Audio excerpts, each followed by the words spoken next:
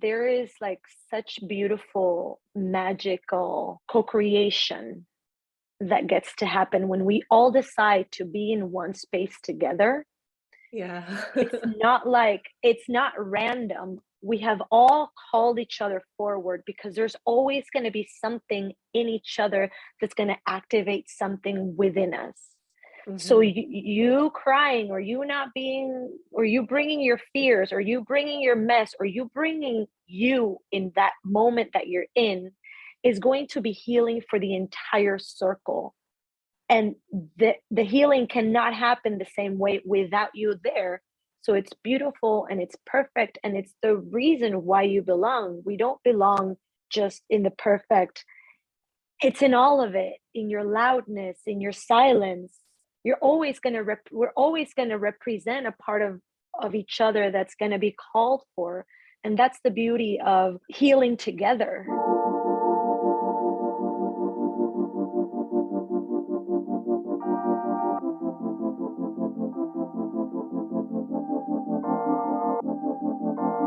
Welcome to Openly Spoken, the podcast to help you show up, speak out, and be seen.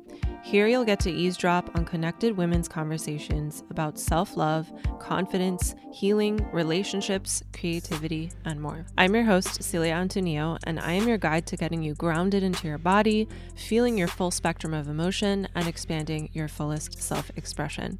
I also pop in here from time to time with solo episodes where I give you tips, tricks, and resources like meditations, visualizations, and all the things to get you grounded, to get you to feel, to get you to alchemize, and to get you to expand and express yourself fully. I'm so grateful that you're here, and I invite you to now put your hands on your heart, take a deep breath, set a tone for how you want to be as you show up for this podcast.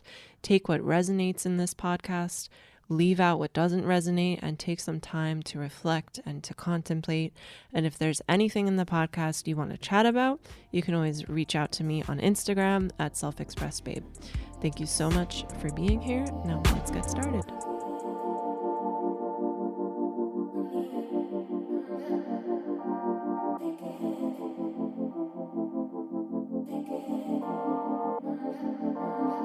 Hello, welcome to another episode of Openly Spoken. I just got off of this beautiful, wonderful call with Beatriz Soto. I am so excited to share this with you.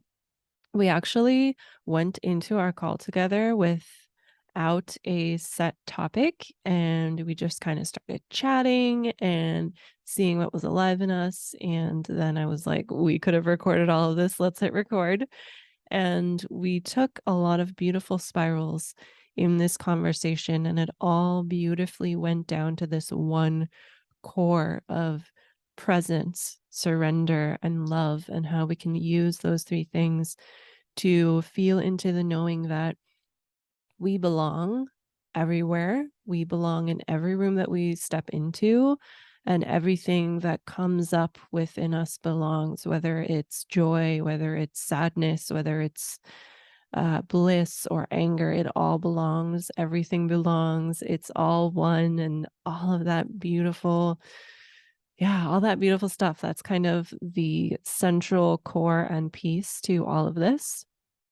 And so I love how this is like an organic conversation. So go ahead and grab something cozy to drink, something cozy to wear, and you get to eavesdrop on a conversation with two aligned sisters. And I'm going to introduce you a little bit more to Beatriz before we start. So Beatriz brings her gifts into the world as a modern medicine woman through soul purpose, wealth generation, and being an inner wisdom activator. She says that she is a sparkle of deep joy, and I totally second that. And that she brings a playful, spicy, and sweet holy wisdom to the world. I totally second that as well. I'm like smiling as I record this. And Beatriz's mission is to remind you of your freedom, your love, your expression, your soul remembrance, and your heart liberation. I'm so excited and grateful that you're here listening to this episode. If you haven't already, Please subscribe to the podcast. Let us know how you liked this episode. If you enjoy it, go ahead and share it on your socials and tag me at @selfexpressedbabe. There are also links in the show notes for you to find Beatriz, for you to find her Instagram and her website. And on her website, she has some free meditations. So I would run, not walk to that link. And if you're watching on YouTube, like and subscribe. And yeah, let's get ready to dive right in, get yourself cozy. And without further ado, let's get into it.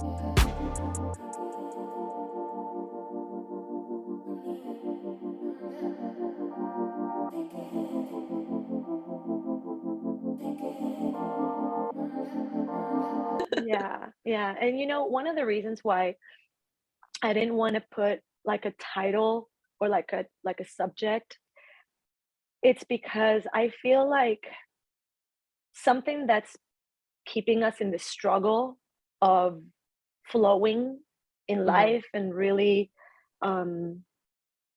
just the understanding of the subtleties of everything is because we keep separating everything and we keep compartmentalizing everything. Like, this is that, and that is that, and self-love is this, and money is that, and business is that. And it's like everything is a part of everything. So if we were to just put a title on what we're going to talk about today or what wants to come through today, then we're separating everything that gets to come with it. Because everything gets to come with it, because life is like that, right? It's messy and it's all of it at the same time, and it's freaking overwhelming. Right? Yeah. And it's like, yeah. That makes me think of this one book that Chelsea recommended in Medicine Muse, which was Busting Loose from the Money Game. Of someone calling me. Busting Loose from the Money Game, and it was technically, oh, you have it right next to you. What? Yeah. What? I'm reading it crazy. Too. Yeah. Crazy. But I love how it's like labeled as a mindset, as a money mindset book, but it's, in my opinion, a book about how everything works. It's an embodiment book too. Like, the word embodiment isn't in that book at all, but it's an embodiment book. Right. And that's also what I really love about, I kind of feel like something that's been really showing up for me is this, like I told you, when I ever travel to Mexico, or when I ever travel to these places that hold so much energetics around the spiritual community, and where everybody's at, and where everybody's doing their work, and where everybody, like, where the spiritual community just gets together and amplifies this kind of energy. For me, there's a certain level of illusion that gets amplified in what we see in these spaces, or what we think these spaces are about. And for me, this book is also very much about that. It's about the illusions and shedding those illusions, and really coming to that place of what's true for you. Right. I haven't even gotten to half of the book. So I'm missing like the juiciest part, but yeah, I'm excited. Yeah. That book, I feel like, really, as I was reading it, I feel like it really plugged me into the present moment, because it talks about how, like, your consciousness is creating everything that you see, every blade of grass. Like, I remember while I was reading it, I took a break and I went for a walk, and like, I didn't need music or a podcast in my ears, or I don't even think I took my phone, and I was just walking around in wonder, like, oh, my consciousness made these clouds and this dog walking by, and like, I was just like amazed by everything around me. Yes, I love that.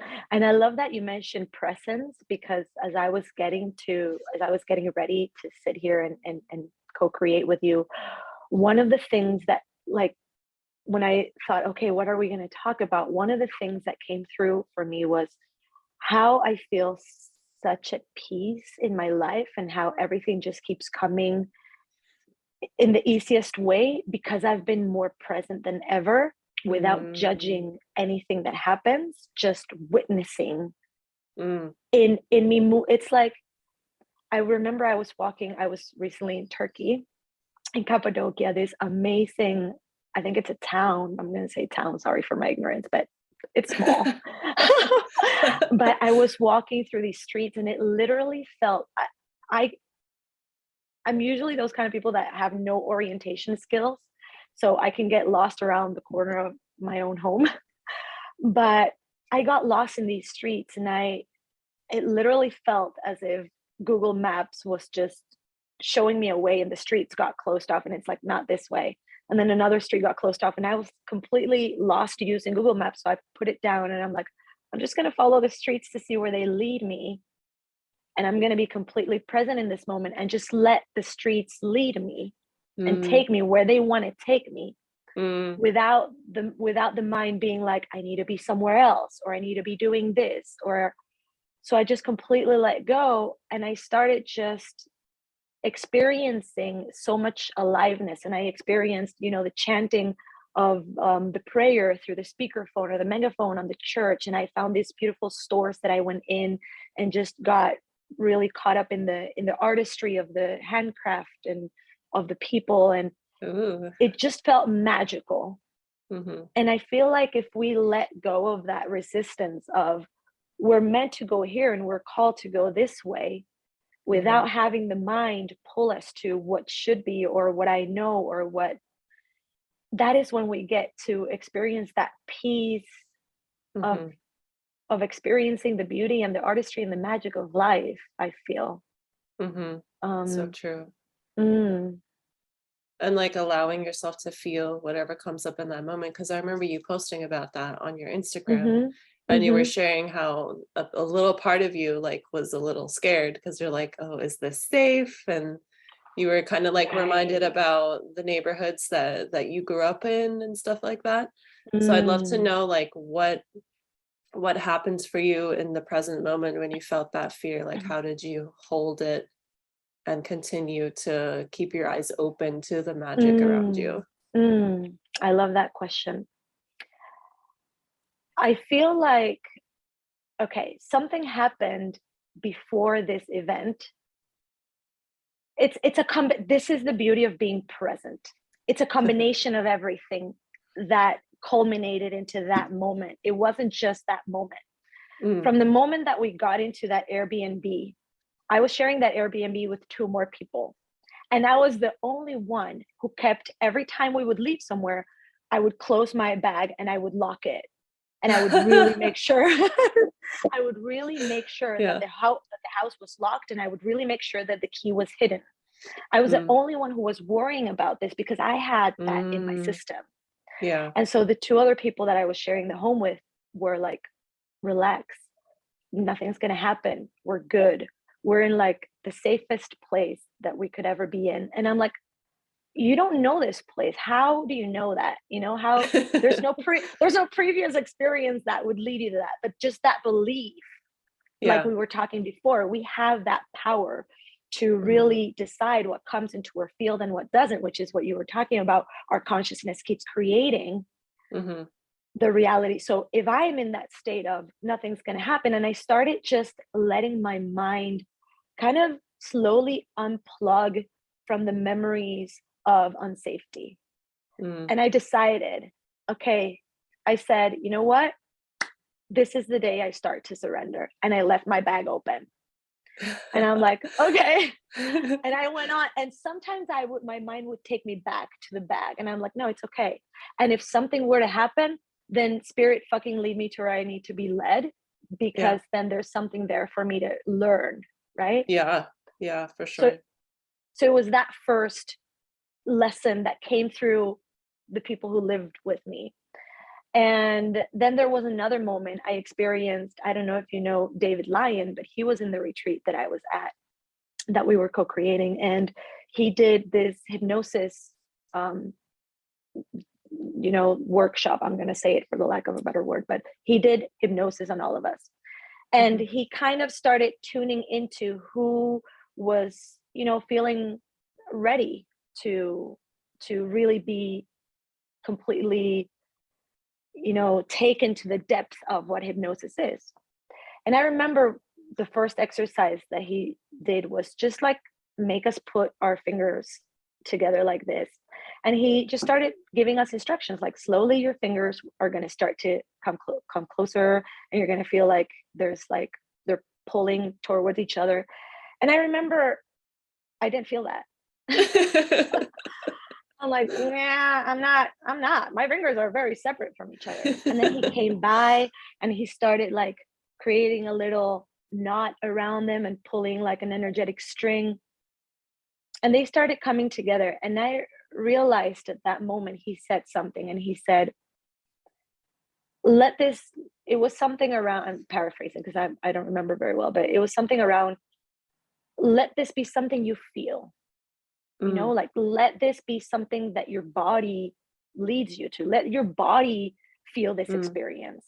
And at that moment, I let my mind go, and my fingers started coming together because it felt like that. So it was the moment that I released that piece of resistance that my mind was creating, that I started to feel the pull. Yeah. And so again, it was a surrender, let the mind go from the belief that that's not happening. Let your body be the one who feels and guides.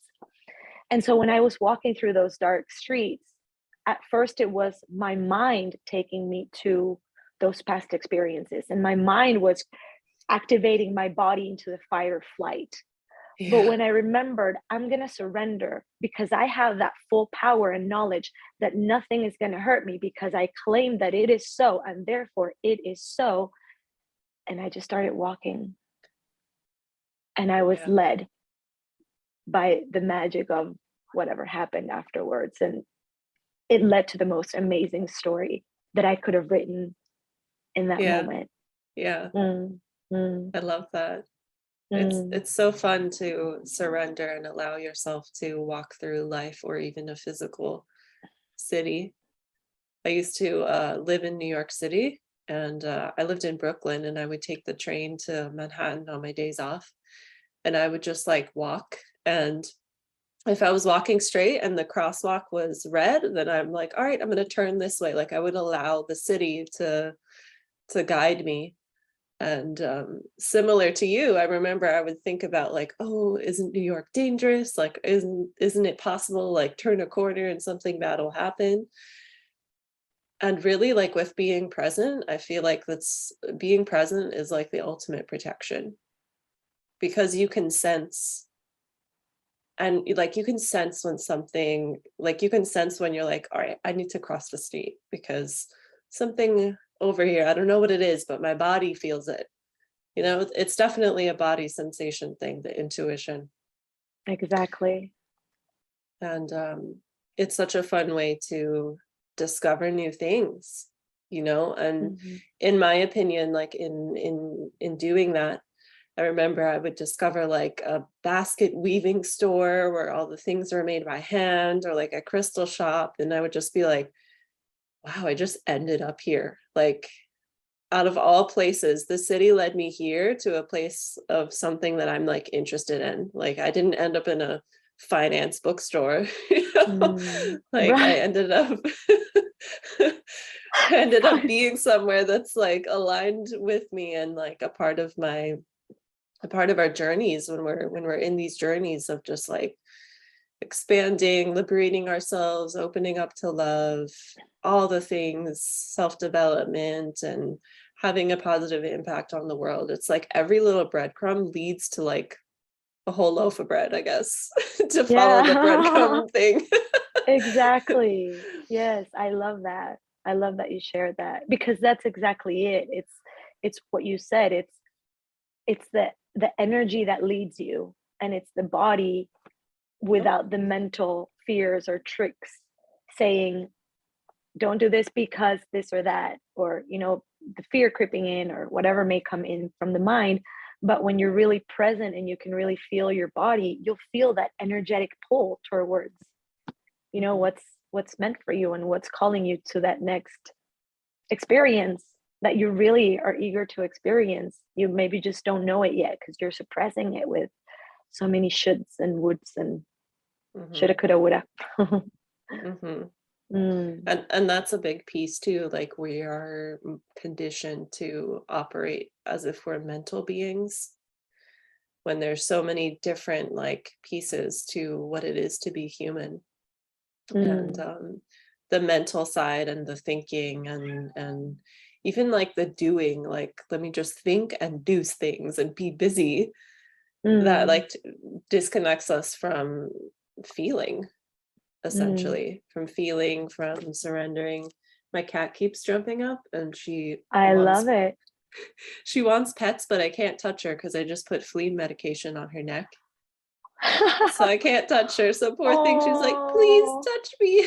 I know. Maybe with a feather or something. I know touch is your love language.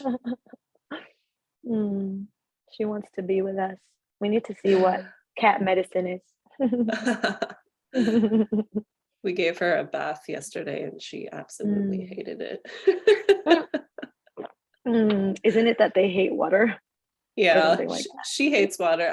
I don't think all cats hate water, but I take her outside, so she got fleas and she needed a bath. But anyways.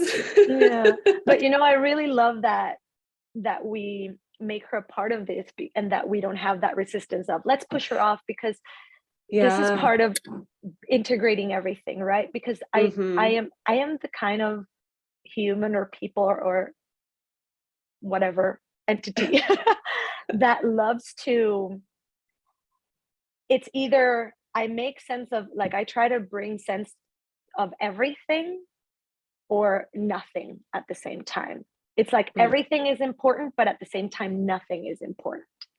That's so it's true. Like right, it's like everything is important to the detail of, I love that your cat is walking around feeling our energy and wanting to be part of this, because then I go to, okay, what is cat medicine and what does the cat represent? And then I want to bring that forward, because it's part of the energy that's moving through us. And it's like, she's part of our creation in the world. So what is she here to say? Or, I really love bringing all these pieces. Like we create this resistance and this shame or guilt or whatever when we want to push that off. And it's like, no, get out of here. We're recording a podcast. And it's like, she's part of the world. She's part of us. It all gets to blend and merge. Yeah. I think that's like the difference between surrender and control, and with the control piece, there's kind of that little flavor of perfectionism. And I definitely used to live there. And on things like even this podcast, like I remember in the beginning of my podcasting journey, like I would prepare what I was going to ask ahead of time. I would send it to my guests and be like, this is what I'm going to ask you. And it was very much like we would talk about a question and then I would break the eye contact, look at my next question. And it was just like, there was no flow there. And with things like my cat, or like even on client calls, if like I got a knock on the door because there's a package, like it's no problem to get up and get it real quick. Whereas before it's like, oh, I can't do that. Like just that surrender and allowing of everything to be able to exist and not judging it. Exactly. And I love that you mentioned this, because this weekend I spent a lot of time surrounded by children. And again, in the presence, and being present and really noticing everything, I get to see these patterns, right? So I noticed that children, they really just move with the energy that's alive in them, and they move towards the excitement. What's exciting for me at this moment? And they move through that. And then I saw the parents like coming in and just grabbing the child and bringing the child back to where it should be. And then the child would run back to that, and it's like bringing it back, and it kept having that back and forth. So there was no allowing of that full cycle of let the child move through this energy of excitement, let it like experience whatever. Once you experience that, once the child experiences that and just moves through that pathway, it will have experienced it, navigated it, and there will be nothing new in that place. So it will continuously look for something exciting and new. So that path will be already done. So just let it you know? Mhm. And also I was trying to like put a baby to sleep, and it just, I saw that the baby was so tired and was just like hitting his face like, I'm so tired, but the body was resisting the falling asleep. Mm, And it was just that resistance that kept causing the struggle and the mm. suffering. And it's like, So I interesting how we do that as babies, like from the beginning. right, right. It's like, why, you know, it's like, it's the resistance that puts us in the struggling, that maybe it's not even necessary.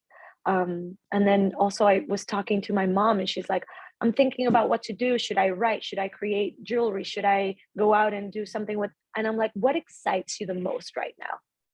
Because I remember the childlike energy, like remember Mhm. to go back to that innocence of follow your excitement. I promise it will lead you to exactly what you're looking for. And then it will be more in the next level and the next level. But because we're always suppressing and repressing that because of all the shoulds, then we're Mm. always frustrated because we've never navigated the excitement that we really want to experience and are curious about.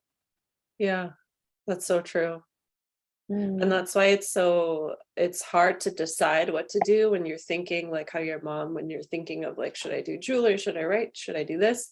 Because I think a part of that resistance is like, whatever I pick now is what I have to do forever, you mm, know? But if you can have that surrender, if you can have that surrender, then you can allow like whatever you choose, whatever excites you now, like you said, it will always lead you to the next thing. mm, Always. Like from my personal example, my throat is opening up. something energetically here. It's opening up. What does she want to say? um from my experience, like something that always excited me as a kid was like drawing and art, and I followed that to college studying fashion design. That's what my degree is. And I'm not using that degree at all, but it's totally okay because working in the fashion industry led me to yoga, because I'm like, oh, I'm stressed. Yoga is great for stress. And then like yoga completely changed my life, had a huge spiritual awakening. And like my whole life, like when I see like, all right, I followed this and like it always led to something that like I couldn't have planned for. You Mm, really can't plan for these things. no, no, exactly. Yeah. And I love that you shared that because it happens a lot when I look back, when I follow back the steps that I took to be here. I'm like, I would have never in a million years chosen to live where I live. And the most interesting thing is that I grew up in Ecuador, which is like all of this culture of the Indians and the Amazonians, and very close to Peru and all that natural, real, deep, ancient wisdom. Mhm. But I was in another place in my life. Of course, I was a child, I was a teenager, I was going through other things. But then I had to come to like Stockholm, so far away, to really go back to my roots and Mm, rediscover that wisdom here, mhm. because it wasn't about where I was living or what was around me. It was discovering it within me because I felt so separated from everything outside of me. Mm. And it's like I What would have never planned that. Yeah, yeah. What did you dream of doing when you were that age, growing up in Ecuador? I knew I wanted to work with people, Huh. and I always liked singing. Singing has been like a passion of mine. So I was in between singing and psychology, and I decided for psychology. Um, and then just psychology led me to human resources and the corporate world, and then one thing led to another. And again, like you say, a couple of years in a big company, I'm done. This is not my life. This is not for me. This is not what I'm here Mhm. for. I need to unplug from these completely. And I traveled all across the world to Australia, where I met my husband and then came here. So it's like I couldn't have planned it. If I would have Yeah. planned it, it wouldn't have been as good. Yeah, right? Yeah. That's the thing. There's always bigger plans, and like whatever happens is for our highest good. And we're always like supported to open up more as long as we have that piece of surrender, Mm, because mm, I even see mm, in people that I love in my family, there's that resistance to surrendering and the holding mm, on to control. Like the control contracts you and like mm. closes your vision, and like you just see your problem right here, and Right. like you need that perspective of we live on a rock spinning around a ball of fire. Like we're so Mm, small. Our problems, yes, our feelings are valid, but our problems are so tiny when you can really take a step back and see like what's actually true. mm. Yeah.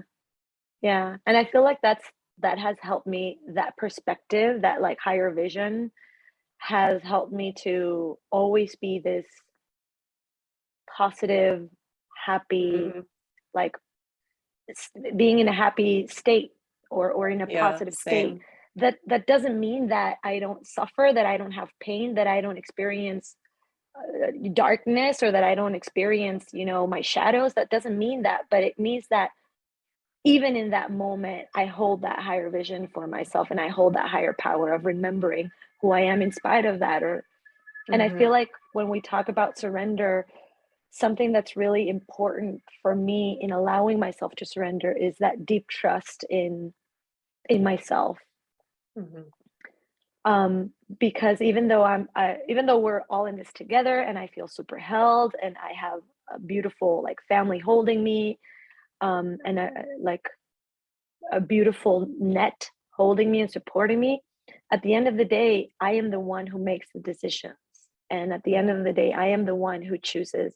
And if I'm certain, and I have that trust in myself, then whatever happens in that process of surrendering, I know it's temporary. I know it's for a cause. I know it's going to lead me to something better. I know, but Mhm. I've had to keep that trust that it's all okay, and Mhm. I'm okay. Yeah, Mm, so beautiful. mm, Are there any things that like you had to do to be more comfortable with that?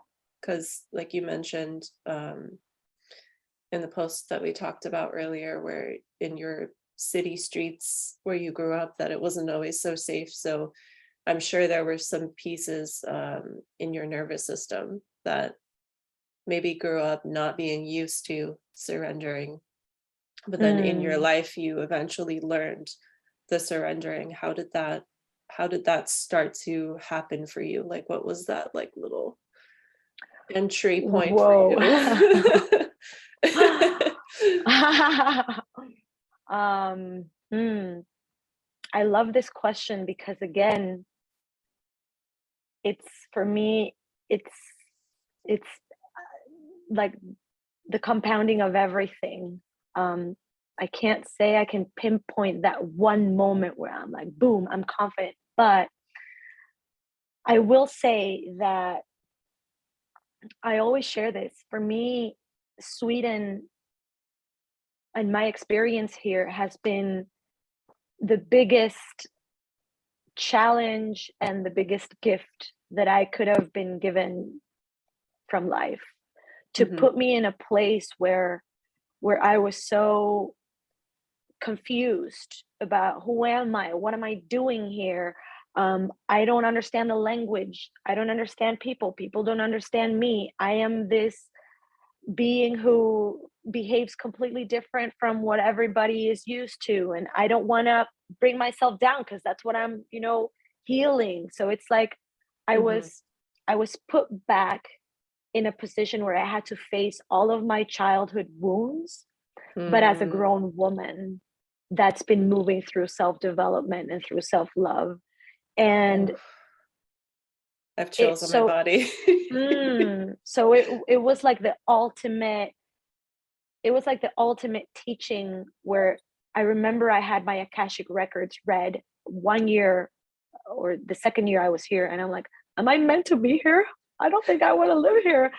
And the woman said to me, you will never feel at home unless you come home to you. Like, you need to build your home here. Otherwise, anywhere will not feel at home. Like, you won't find that anywhere. And so I remembered, like, okay, there's no sunlight. Bring the sun within myself. What is it that I like? Why am I separating myself from the people? Why am I bringing myself to be misunderstood? Like, again, it's these stories that we create of who we are. So I had to like reinvent myself from a place of what really brings me home. And so I hired my first ever coach, and I started creating workshops. I had no idea what I was doing, and I would just sit there in a room full of women completely trusting me, and I was like, let's do this, baby. Like, I chose this, you know. And again, that trust in myself. I have no idea what I'm doing. I'm surrendering to whatever is happening, but I trust that what I'm going to give you is going to be potent and powerful, because I know. So it's that trust and that knowing that just starts slowly creating the experiences and creating, kind of rebuilding your experiences of trust and confidence between yourself and your relationship with people, and yourself and your relationship with the work that you do, and yourself and your relationship with money. So it was like recreating my experiences with everything from zero. Yeah. I love that. I love that little emphasis at the end there with like that everything is essentially about relationships. Everything really is. It's all relationships. And I think that's a very important piece to look at when we are kind of like oriented on a goal,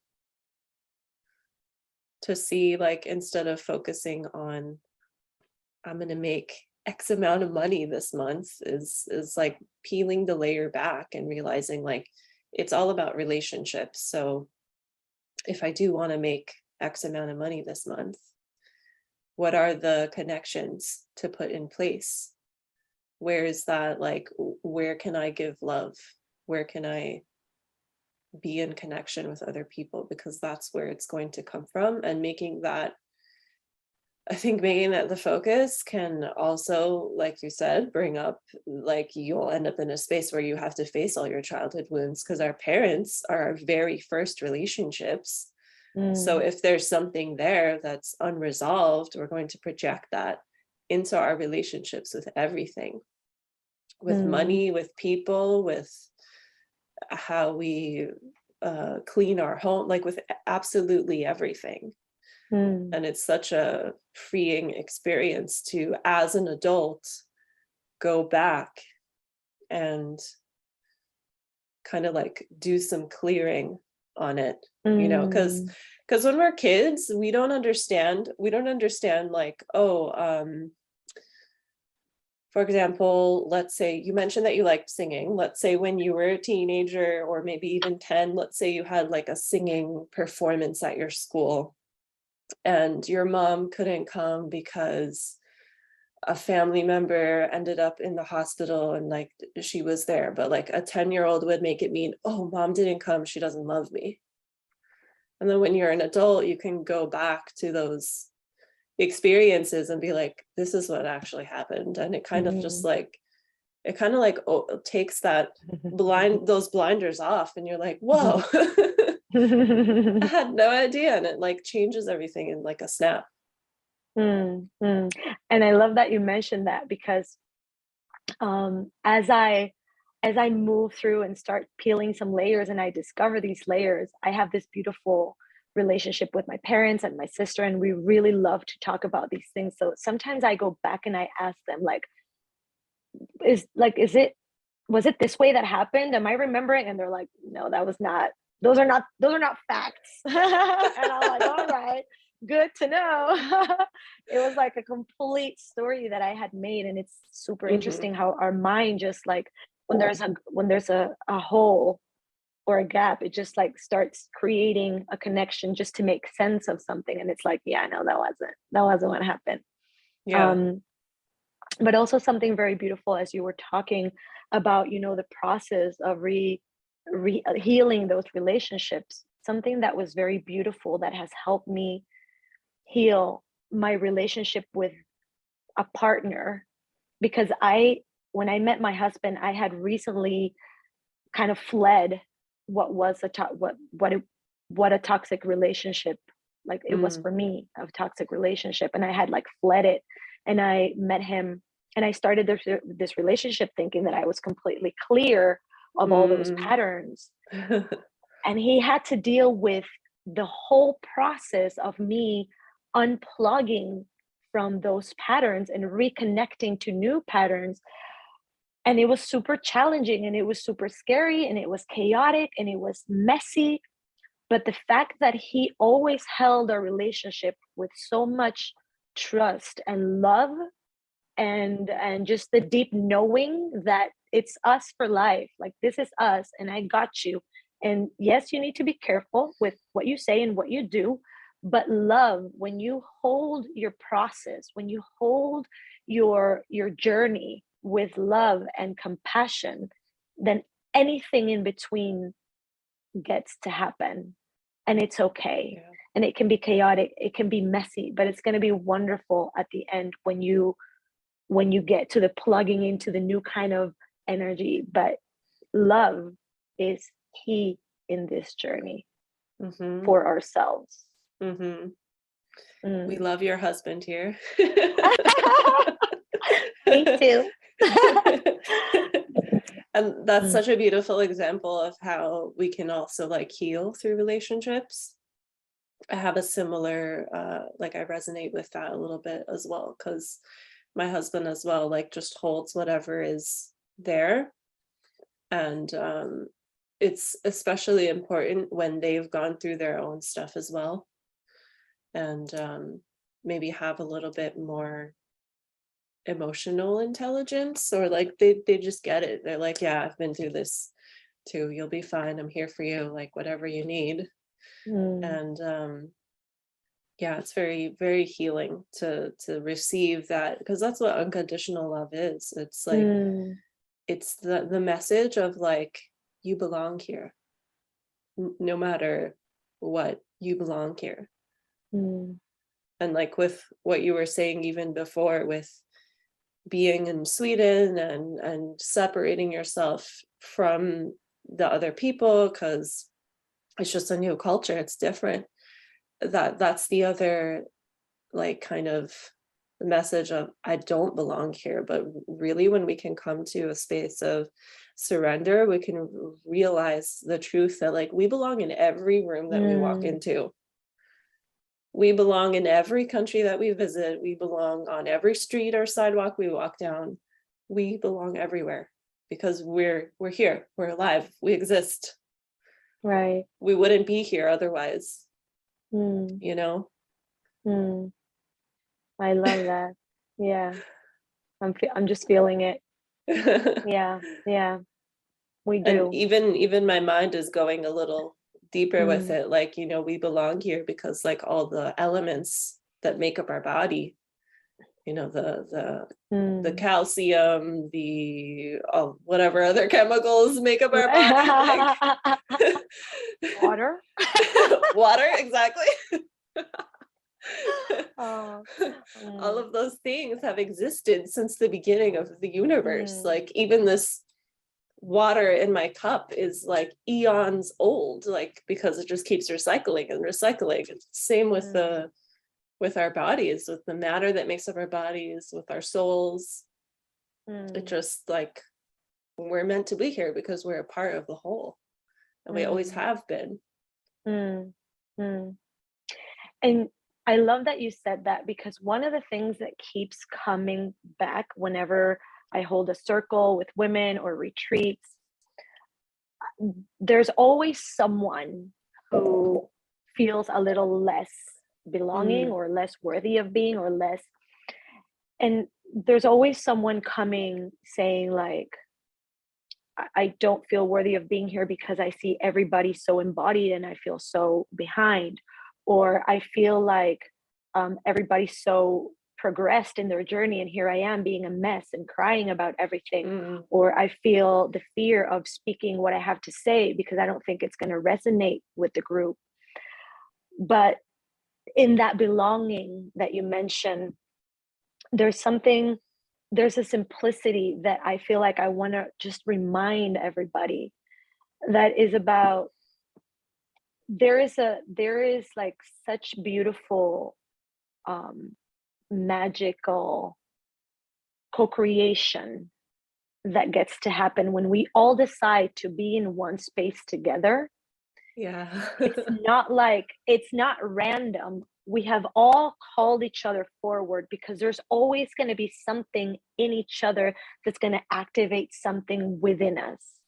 So you crying, or you not being, or you bringing your fears, or you bringing your mess, or you bringing you in that moment that you're in, is going to be healing for the entire circle. And the healing cannot happen the same way without you there. So it's beautiful and it's perfect, and it's the reason why you belong. We don't belong just in the perfect healing. Here I am, I'm going to give you love and healing and all the things. It's in all of it, in your loudness, in your silence. We're always going to represent a part of each other that's going to be called for. And that's the beauty of healing together. And creating these circles and these retreats and these moments where we really go deep into healing together, because that's what we do. In you healing your wound, I get to ungrave, is that what you say? Mine, and bring it up and heal it along. And that's like the ultimate rebellion, because everything in the modern world in media like tells us we only belong if we look a certain way, if we have a certain job, if we have a certain income. So it's, and also it like separates people from each other. So it's the ultimate rebellion to come into this space of like, we belong and we're going to come together and we're going to create unity. And I think that's really what's going to catapult the collective to, like, when I see like the work that's happening, like even in our conversation together, gosh, my throat chakra, even in our conversation here, our conversation that we had a few months ago, that was such a beautiful call. Thank you again so much. Thank you. And it was like, my pleasure. Yeah. And like the spaces that we get to be in, like when I just see like what's happening in like real time and I think about the future, I'm just like, oh my God. Right? Like, wow, I'm like really excited to bring children into this world. Whereas like before this work, like everything exists, you know, in duality. And like before doing this kind of work, like my focus was more on like war and violence and all these bad things, which still exist, but the opposite exists as well, you know, and we kind of need the dark to feel everything, to feel all of it. And yeah, I mean, yes, of course, there's things happening in the world that I wished it weren't happening and didn't agree with, but with all of this work that's happening, like even like the whole divine feminine energetics being like the biggest it's been in the last, I don't know how many years, but here where I live in America in the 70s, like women could not have their own credit card. And what's happening in Iran, and like there's just so much insanity and oppression happening with women, and it's just like seeing the work that we get to do in the spaces we get to be in just makes me very excited for what's to come. And I forget why I brought this up. But I love that you said that, because you were talking about how we were talking about belonging and how Mm. for us belonging and being part of, we need to look a certain way or be a certain way, or everything needs to be perfect. And I love that you mentioned that, because that also gets to belong, and that gets Mm. to be part of the reason why we are shining brighter. That gets to be everything, all of this darkness that wants to come to light. If Mhm. I would feel more disappointed if we weren't talking about these things, or if these things, not that they weren't happening, but that we're able to see them now, Yeah. that we're able to see them and recognize them and be like, oh shit, this is happening, this is real, because they're coming to light, and I'm excited about that. If they weren't coming to light, we wouldn't be able to notice them and know that there's something there to heal and liberate and shed light to. Mhm. So it gets to belong for us to do the work. Mhm. Yeah. Mm.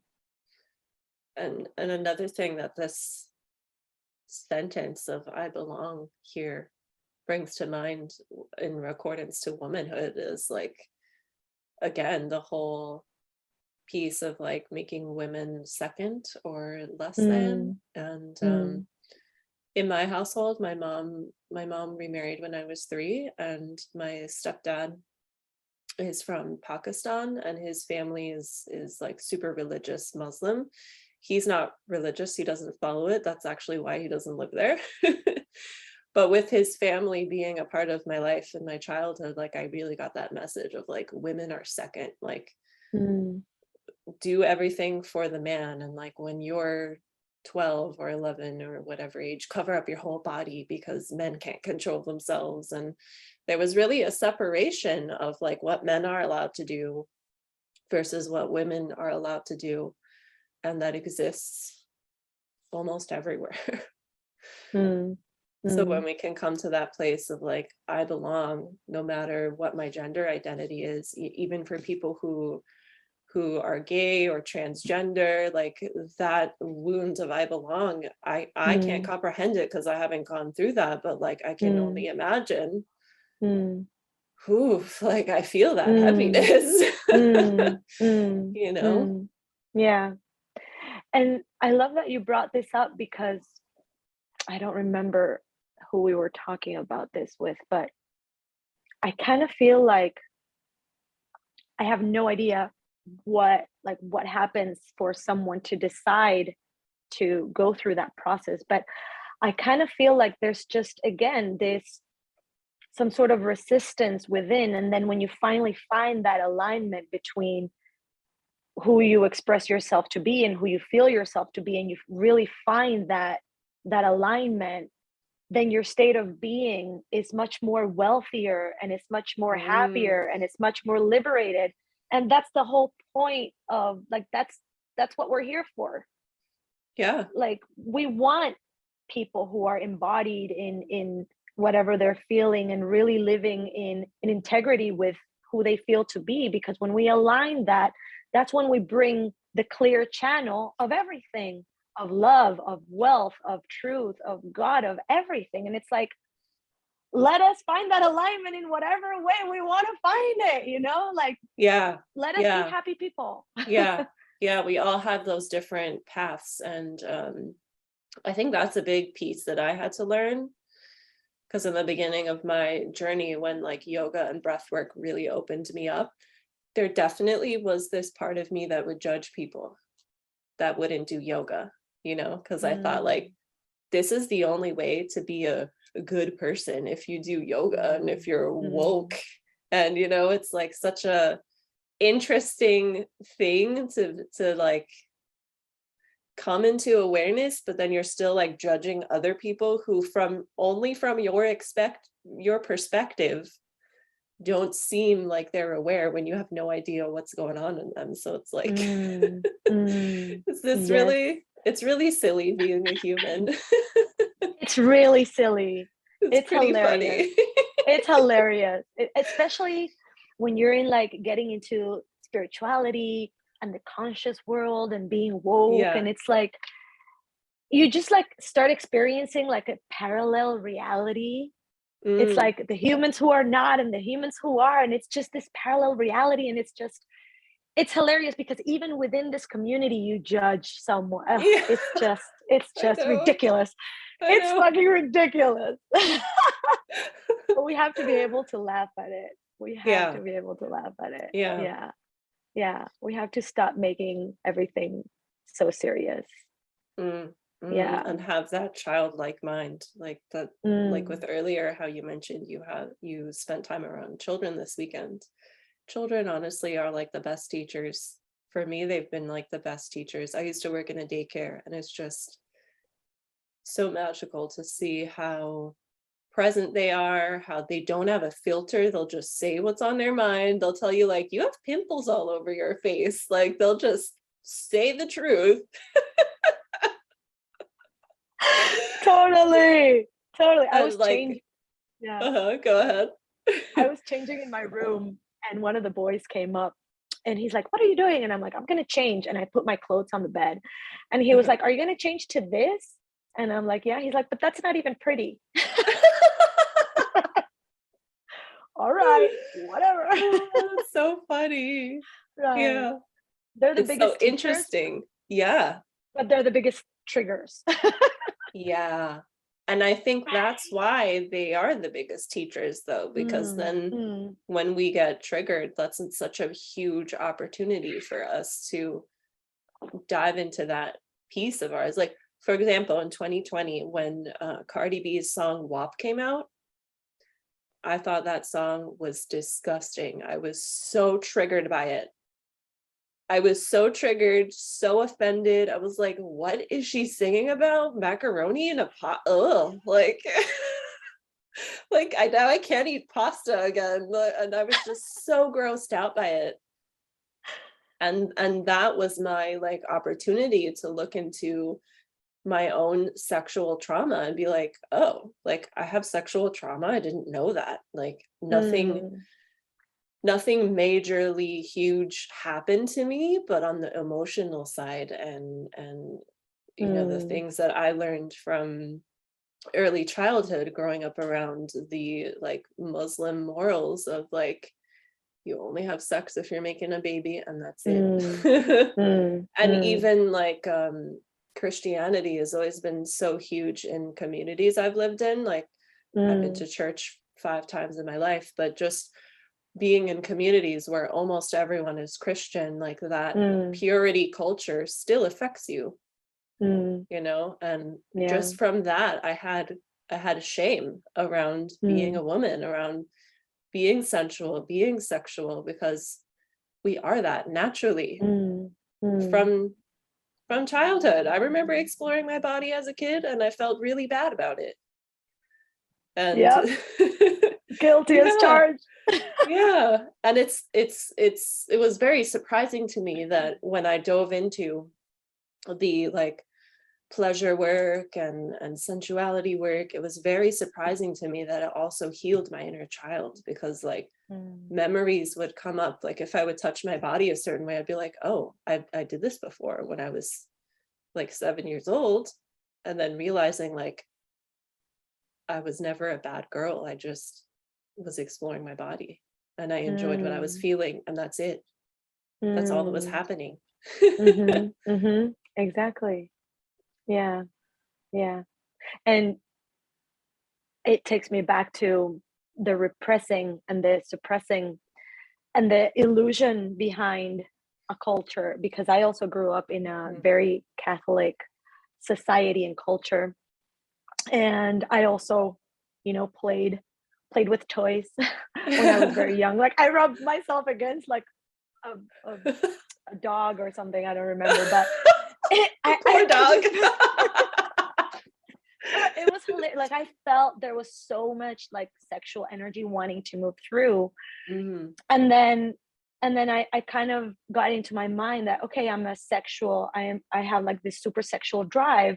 But then when I started growing up and I started exploring it outside of my toys and I started experiencing it like with partners and now with my husband, I feel like it's a natural balance where it's not like I'm craving it all the time, and I let that repression and suppression just like go, and now that energy just flows naturally without that, oh my god, I need to, because I had in my mind that, oh crap, I'm like this super sexual being, and what am I gonna do with it, but it wasn't the case. It's like we're all sexual. It just depends on how much you suppress it, that you have that craving, that need. And it happened a lot in the community too. Like the girls at 17 or 16, they were doing things that for me it was like, shame, no, god, oh my god.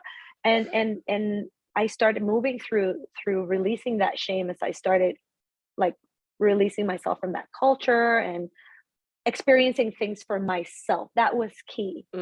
Experiencing things for myself without the cultural voice over me was key for me to unplug from the shame and the guilt. And I feel like that's important in everything, like on Instagram, on the things you read, on the things you feed your mind and your system with. If it makes you feel shameful or that you're behind or worried or whatever, just unplug from that and connect back to your own experience. That will be the best guide for you. So true. That's why I don't follow certain like celebrities, because I'm just like, they make me feel bad about myself. Exactly. It's very important to have that protection.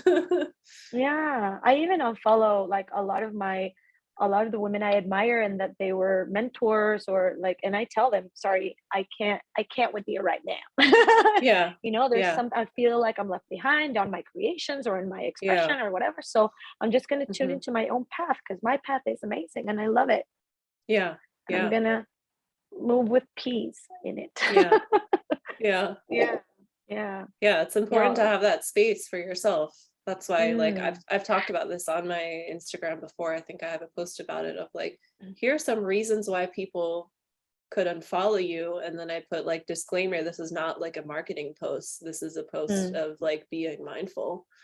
And like I don't remember all the things I said, but I remember one of the things was like, we all need to tune into our own voice. And even for me, like people that I admire, I would catch myself like talking like them or showing up like them, and I'm like, this isn't me. Let me like take a step back from her content and come back into my own resonance and show up in my authenticity. Because if we keep imitating, that's not the way to feel confident, to feel embodied, to feel like we belong. Like I feel like it's amazing how everything we're talking about in this conversation like all loops back into each other. It's like it all weaves into each other. It's like I feel like we're going in these beautiful spirals as we speak.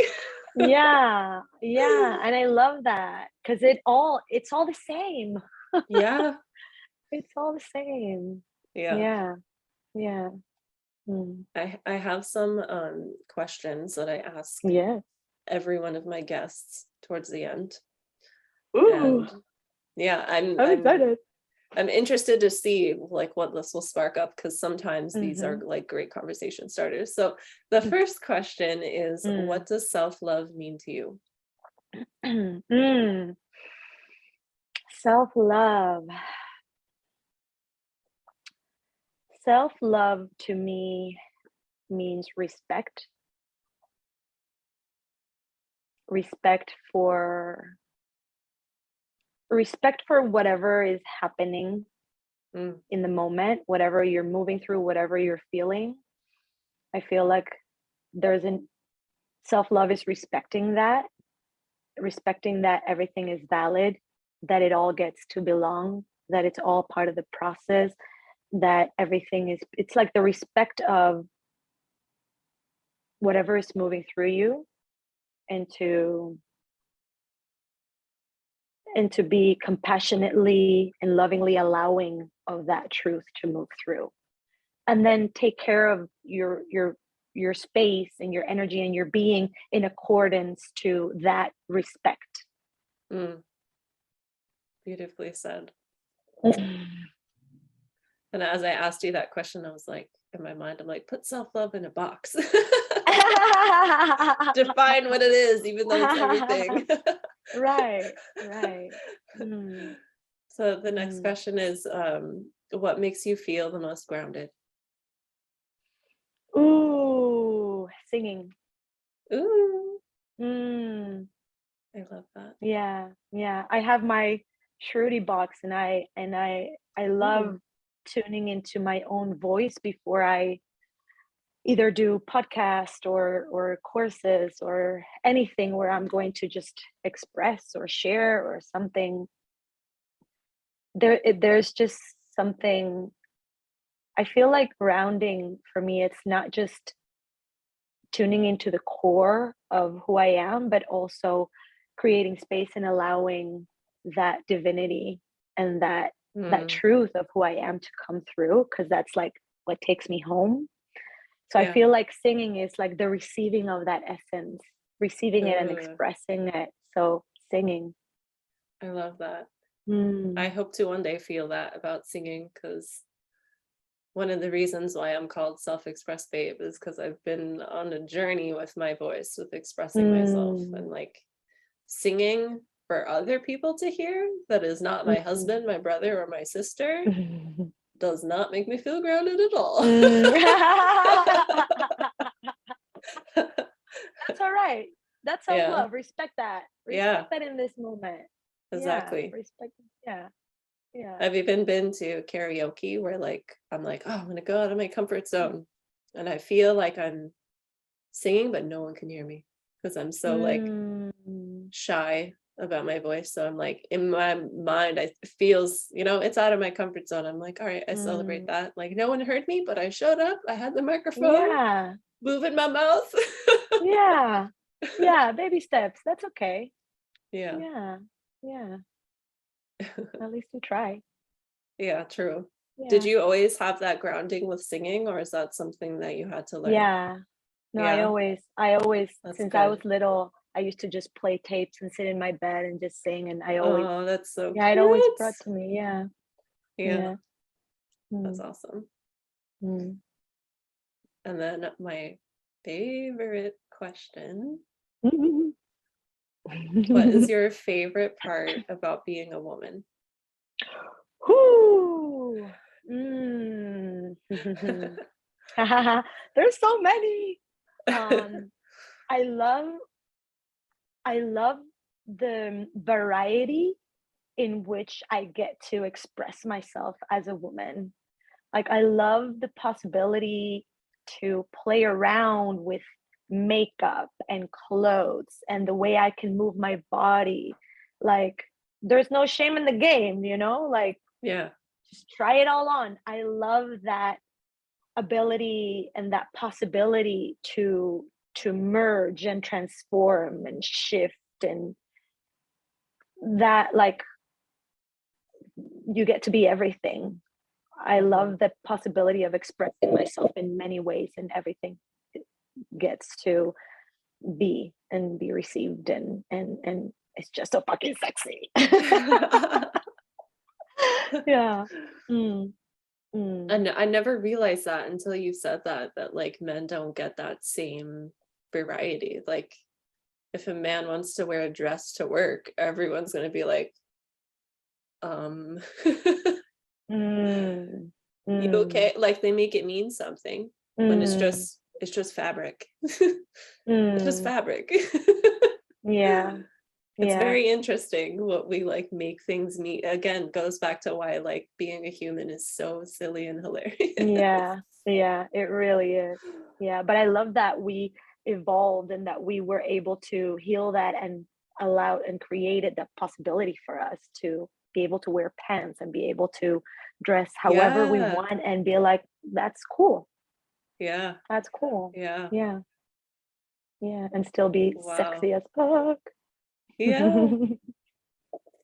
Wow, no, it's like I feel like we're gonna lead a masculine awakening. This whole wave of like femininity, feminism, and feminine awakening, I feel like will be a great like mother for, oh my god, I have tingles. Yes, you're calling it in. That makes me so excited. Yeah, because like men don't get that same variety in like expressing themselves. Like it's not really welcomed for a man to call his best friend crying his eyes out because his girlfriend broke up with him. Like they're taught to hold everything in, and they need that surrender, that allowing, all the things that we've been talking about in this call. Oh. And we also get to have this conversation where it's chaotic, but it all leads to the same center of love and belonging, because we have that ability to be all over the place but be centered at the core of heart. Right? I love it. I love it. I could keep talking to you forever. I could keep talking. Yes. and we will once I stop the recording. But to close out the podcast space, where can people listening find out more about you, find out how to work with you, and all of those magical things? I love that. Thank you for that opportunity. You can follow me on my Instagram. I am super active on my Instagram. It's at I am Beatriz Soto. You will find everything there on my link in bio. I never know how to say that. But in the link, you'll find my webpage. I have all the information there on how to work with me. But I would love for you, if you want to reach out to me, send me a DM, because I want us to talk. I want us to feel each other. So just hit me up on my IG and let's talk. I don't mind like lurkers, like lurking behind the scenes, but let's talk. I like that connection. So just send me a DM. Yeah, that's the best way. Cool. So the link to Beatriz's Instagram will be in the show notes. I'm like, what is that called? Show notes. Or the caption if you're watching on YouTube. They're in the caption below. Like and subscribe.